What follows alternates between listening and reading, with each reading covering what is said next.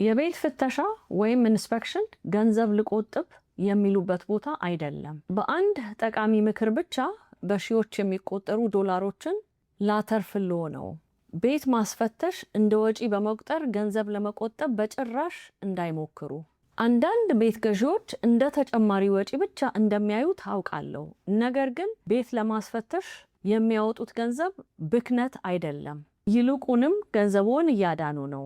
ዛሬ የሚያወጡት ጥቂት $100 በኋላ ላይ በ10,000 የሚቆጠሩ ዶላሮችን ሊያስወጣ የሚችልን የጣሪያ ችግር፣ የቧንቧና የኤሌክትሪክ ብልሽት ወይም የመሰረት ችግርን አስቀድሞ ሊያሳዩት ይችላል። የቤት ማስፈተሻ ወጪ ወይም ሆም ኢንስፔክሽን የቤት የመግዛትን ሂደት ውስጥ ከሚያግዟችሁ የኢንሹራንሶች አይነቶቹ ሁሉ በጣም ርካሹና አስተማማኙ ነው። ዋናው ግብ ቤት መግዛት ብቻ አይደለም፣ ትክክለኛ ቤትን መግዛት እንጂ።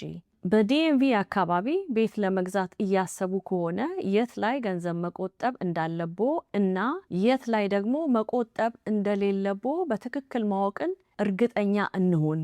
ይደውሉልኝ።